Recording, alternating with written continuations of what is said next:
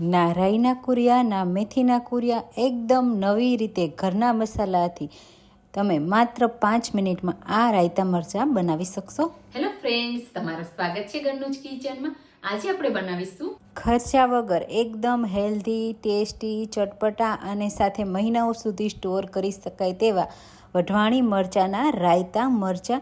તો ઠંડીની સિઝનમાં ખાવાની ખૂબ મજા આવે છે અને એકદમ નવા મસાલા સાથે બનાવીશું તો એક પણ કુરિયાની જરૂર નહીં પડે. તો ચાલો રેસીપી બનાવવાનું શરૂ કરીએ. હવે એના માટે મેં અહીંયા વઢવાણી મરચાં લીધા છે, 250 ગ્રામ મરચાં લીધા છે. મરચાંને સારી રીતે પાણી દીધું, એક કોરા કરી લીધા અને એની સાથે મેં એક લીંબુ પણ લીધું છે. હવે આ મરચાંને આપણે પહેલાં સરસ રીતે આ રીતે ક્લીન કરી લેવાના. મેં પાણીથી તો સરસ રીતે વોશ કરી લીધા છે, પણ જો પાણીનો જરા પણ ભાગ રહી જશે તો તમે લાંબો સમય સુધી મરચાંને રાખવા હશે તો સારા નહીં રહે. તો અહીંયા તમે જુઓ, મેં બધા મરચાંને ક્લીન કરી લીધા. હવે હું આ મરચાંના ફાડા કરું છું. તમે એમાંથી આ રીતે ચીર પણ કરી શકો છો અને આપણે એને આ રીતે કટ કરી લેવાના છે. જો તમને તીખાશ ઓછી જોઈએ તો તમારે એના બી અને એના જે નસો હોય એ કાઢી લેવાની. પણ વઢવાણી મરચાં બહુ સ્પાઇસી હોય છે, પણ જો સ્પાઇસી મરચાંમાંથી તમે આ રીતે રાયતા બનાવશો તો ખૂબ જ ટેસ્ટી બનશે અને ખાવાની પણ ખૂબ મજા આવશે.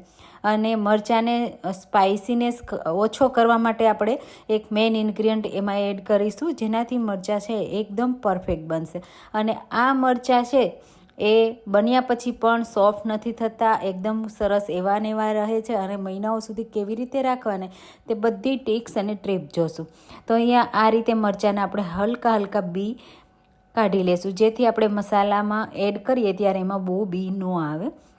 હવે અહીંયા જે આપણે લીંબુ લીધું છે ને એને આપણે આ રીતે નાના નાના ટુકડામાં કટ કરી લેશું. લીંબુ આ રીતે એની સાથે એડ કરવાથી એક તો પ્રિઝર્વેટિવનું કામ કરશે, તો આપણે કોઈ વિનેગર કે કોઈ એક્સ્ટ્રા મસાલા એડ કરવાની જરૂર નહીં રહે અને થોડી ખટાશ પણ આવશે. તો જે વઢવાણી મરચાં બહુ સ્પાઇસી હોય એ સ્પાઇસીનેસ પણ ઓછું કરશે. હવે અહીંયા મરચાં છે એને આપણે આ રીતે એક વાસણમાં કાઢી લેશું. તો આ સમયે જો તમારે એક્સ્ટ્રા બી કાઢવા હોય તો તમે 1 થી 2 વાર આ રીતે કરશો એટલે બધા બી નીકળી જશે. હવે લીંબુના ટુકડા એડ કરી દઈશું. હવે એક પણ કુરિયા વગર આપણે આ મસાલો તૈયાર કરવા માટે 2 ટેબલ સ્પૂન રાઈ લેશું. તો મેં અહીંયા મોટી સાઈઝની રાઈ આવે તે લીધી છે. 2 ટેબલ સ્પૂન લીલી વરિયાળી અને સાથે 1 ટેબલ સ્પૂન જેટલા મેથીના દાણા. તો રાઈથી અડધા આપણે મેથીના દાણા લેવાના છે.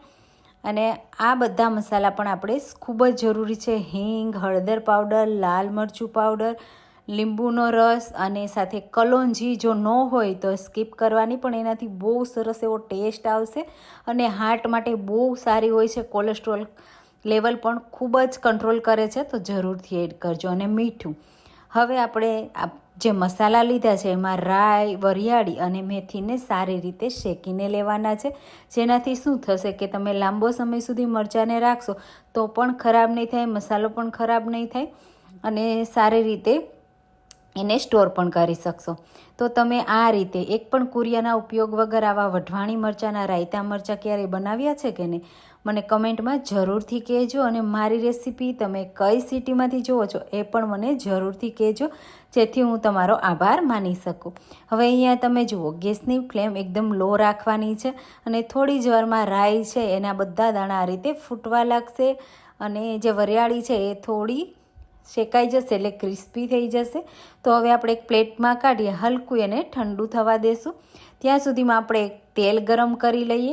તો આ રાયતા મરચાંમાં તેલ એડ કરજો, ખૂબ જ સરસ ટેસ્ટ આવશે અને સાથે લાંબો સમય સુધી સારું રહેશે.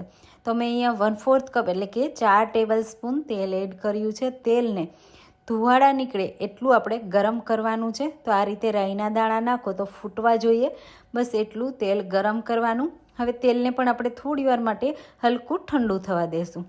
હવે અહીંયા રાઈ, મેથી અને વરિયાળી ઠંડી થઈ ગઈ છે, તો આપણે એનો અધકચરો પાવડર કરવાનો. 1 થી 2 વાર મિક્સર જારને ચલાવવાનું અને પલ્સ મોડમાં ચલાવવાનું, એટલે આ રીતનો અધકચરો પાવડર તૈયાર થશે. તો એકદમ ફાઇન નથી કરવાનો, આ રીતે અધકચરો તૈયાર થાય એટલે ખૂબ જ સરસ એવી ફ્લેવર આવશે. હવે જે મરચાં અને લીંબુને તૈયાર કરીને રાખ્યા છે તેમાં આપણે એડ કરી દઈશું. પહેલાં આ રીતે બધો મસાલો એડ કરવાનો. તો તમને જેટલો મસાલો પસંદ હોય એ રીતે. પછી બાકી મસાલામાં આપણે હિંગ પાવડર, હળદર પાવડર અને સાથે લાલ મરચું પાવડર એડ કરીશું. તો મેં અહીંયા કાશ્મીરી લાલ મરચું એડ કર્યું છે કારણ કે તીખાશ પહેલેથી જ મરચાંમાં છે એટલા માટે. કલોંજી જો ન હોય તો સ્કીપ કરવાની. સ્વાદ પ્રમાણે મીઠું થોડું ચડિયાતું એડ કરવાનું એટલે ખૂબ જ સરસ ટેસ્ટ એ આવશે અને સરસ મરચાં છે એ ક્રિસ્પી રહેશે. હવે પહેલાં આ રીતે બધા મસાલાને આપણે મિક્સ કરી લેશું. તો મરચાંમાં બધો મસાલો સરસ એવો આ રીતે લાગી જશે. હવે આપણે લીંબુનો રસ એડ કરીશું. એનાથી ખટાશ આવશે, મરચાંની તીખાશ ઓછી થશે અને આ મરચાં લાંબો સમય સુધી સારા પણ રહેશે. મિક્સ કરી લેશું અને હવે જે આપણે તેલ એડ કર્યું છે તે પણ હલકું ઠંડુ થઈ ગયું છે. પછી આપણે એડ કરીશું. તો અહીંયા મેં 3 ટેબલ સ્પૂન જેટલું એડ કર્યું છે. જરૂર લાગશે તો જ આપણે વધારે તેલ એડ કરીશું. તો ઓછા તેલમાં આ સરસ એવા રાયતા તૈયાર થઈ જાય છે તો તેલ વધારે એડ કરવાની જરૂર નથી. તો મેં બધું તેલ એડ કરી દીધું છે. સારી રીતે મિક્સ કરી લેશું. તો બહુ ઓછા તેલમાં ઓછા મસાલાથી, ઘરના જ મસાલાથી આ ટેસ્ટી ચટપટા વઢવાણી મરચાંના રાયતા તૈયાર થઈ ગયા છે. સારી રીતે મિક્સ કરી લેવાના અને તમે 1 થી 2 કલાક રાખી અને પછી તમે એને ખાશો તો પણ ખવાશે. અને આ મરચાંને તમારે કેવી રીતે સ્ટોર કરવા એ હું બતાવી દઉં. તો આ રીતે બધો મસાલો મિક્સ કર્યા પછી તમારે કોઈ પણ કાચની બરણી લઈ લેવાની. એરટાઈટ બરણી હોય એવી લેવાની અને એને સરસ રીતે કપડાથી સાફ કરી લેવાની. આ રીતની મેં કાચની એરટાઈટ જાર લીધી છે અને એમાં આપણે બધા મસાલા સહિત મરચાંને ભરી લેશું. તો અહીંયા ઓછા તેલમાં છે એટલા માટે આ મરચાંને આપણે 1 થી 2 દિવસ બહાર રાખવાના અને પછી ફ્રીઝમાં રાખી દેવાના. તમે 6 મહિનાઓ સુધી આ મરચાંને ફ્રીઝમાં રાખી ખાઈ શકશો. ખરાબ નથી થતા, સોફ્ટ નથી થતા અને ટેસ્ટ પણ એવો ને એવો જ રહેશે. તો તમે પણ આ વઢવાણી મરચાંના રાયતા જરૂરથી બનાવજો. થેપલા સાથે, પરોઠા સાથે ખૂબ જ સરસ લાગે છે અને એકદમ ઓછા મસાલાથી બનીને તૈયાર થઈ જાય છે તો બધાને ખૂબ પસંદ આવશે. જો તમને આજની આ રેસીપી પસંદ આવી હોય તો આ રેસીપીને લાઇક કરજો, શેર કરજો અને મારી ચેનલને સબસ્ક્રાઈબ કરવાનું બિલકુલ ભૂલતા નહીં. અને ફેસબુક પર જોતા હોય તો મારા પેજને પણ જરૂરથી ફોલો કરજો જેથી નવી નવી રેસીપીઓ મળતી રહે. થેન્ક